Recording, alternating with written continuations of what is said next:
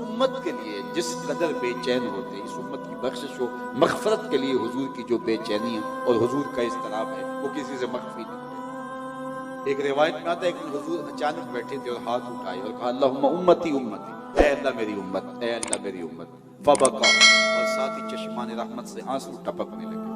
موتیوں کی طرح آنسو نکل کے حضور کے مبارک رخساروں پہ اور پھر حضور کی مبارک داڑھی پہ اور آغوش میں آ کے گرتے ہیں اور کیا کہتے ہیں، اے اللہ میری امت، اے اللہ میری امت۔ تو جبریل امین حاضر خدمت ہوئے اور جبریل نے حاضر ہو کے کہا کہ اللہ نے آپ کے نام پیغام اور سلام بھیجا ہے۔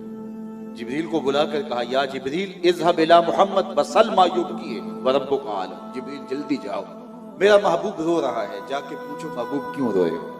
بسل ما یبکیہ، پوچھ کہ محبوب کیوں روئے ہو۔ اور جبریل سے کہا وربک عالم، جبریل جاؤ تم پوچھاؤ، لیکن تیرا رب جانتا ہے میرا محبوب کیوں روتا ہے۔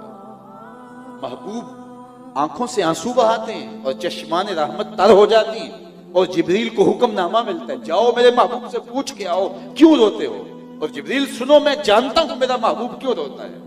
تو جب اللہ جانتا ہے تو پھر جبریل کو کیوں بھیجا جا رہا ہے؟ بتلانا مقصود تھا، محبوب بے تاب ہو تو اللہ جبریل کو بھیجا کرتے ہیں، محبوب کی دلجوئی مقصود تھی۔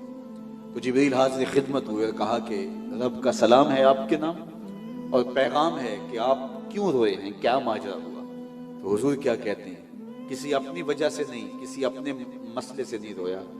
میں امت کے غم میں رویا ہوں، مجھے امت کا غم رلا رہا ہے۔ تو جبریل بار عزتی میں حاضر ہو کے عرض کی کہ مالک تیرے محبوب کا تیرے نام پیغام یہ ہے کہ کسی اپنی وجہ سے نہیں رویا، میرے گھر میں کئی دن فاقہ چلتا ہے اس وجہ سے نہیں رویا، کھانے کو کچھ میسر نہیں اس لیے نہیں رویا، بلکہ میرا ماجرا یہ ہے، رونے کا مسئلہ یہ ہے کہ مجھے امت کا غم رلاتا ہے۔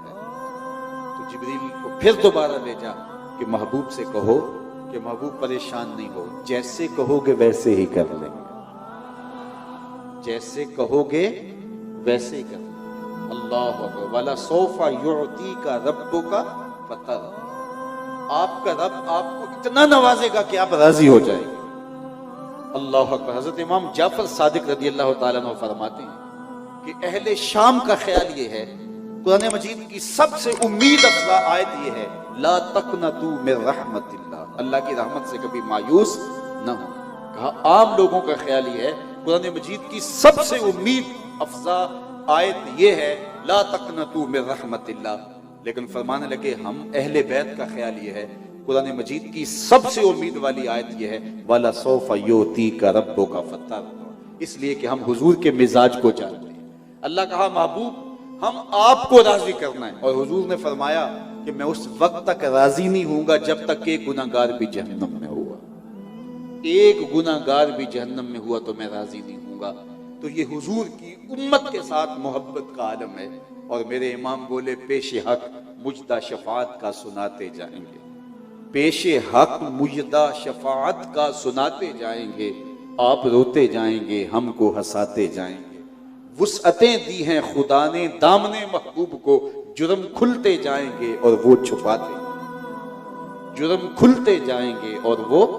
چھپاتے جائیں گے۔ وہ کسی نے کسی مجلس میں کہا کہ وہ اپنا مقدمہ کیسے ہار سکتا ہے جس کے حضور وکیل، تو لوگوں نے کہا سبحان اللہ ماشاءاللہ، تو میں نے کہا کہ وکیل یہاں بمانا ایڈوکیٹ ہے، اس لیے کہ بات مقدمے کی چل رہی ہے تو متعلقات سے جو مفہوم اخذ ہو رہا ہے وہ وکیل اس معنی میں ہے، تو میں نے کہا وکیل نگہبان کے معنی میں بھی ہوتا ہے اور وہ حضور ہمارے وکیل ہیں، لیکن یہاں ایڈوکیٹ کے معنی میں وکیل کا لفظ استعمال ہوا ہے، تو میں نے کہا اس معنی میں حضور ہمارے وکیل نہیں ہیں، حضور ہمارے شفیع ہیں۔ وکیل اور شفیع میں فرق ہوتا ہے، وکیل عدالت میں لڑتا ہے کہ میرے موکل نے یہ جرم نہیں کیا لہٰذا چھوڑا جائے، اگر جرم ثابت ہو جائے تو سزا ضرور ہوتی ہے۔ وکیل کی لڑائی، وکیل کی بحث، وکیل کے دلائل اس بات پر ہوتے ہیں جج کے ساتھ، منصف کے ساتھ، قاضی کے ساتھ کہ میرے موکل نے یہ جرم نہیں کیا لہٰذا چھوڑا جائے۔ شفیع کہتا ہے سب کچھ کیا ہے میرا آنا دیکھا جائے۔ حضور وکالت نہیں فرمائیں گے، شفاعت فرمائیں گے۔ تو اس لیے حضور علیہ السلام کی شفاعت آسرا ہے، تو اہل بیت فرماتے ہیں کہ ہمارے نزدیک سب سے امید افزا آیت یہ ہے والا سو